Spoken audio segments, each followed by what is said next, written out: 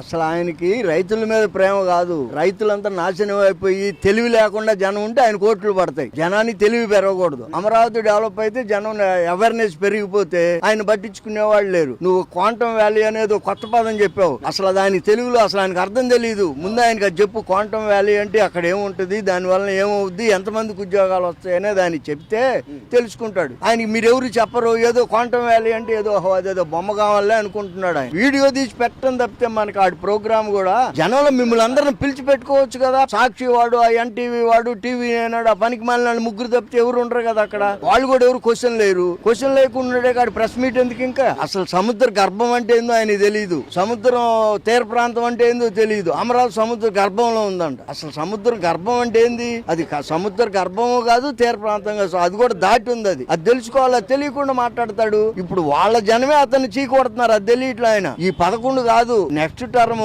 ఆయనది డౌట్, ఆయన seat doubt, గెలవడు.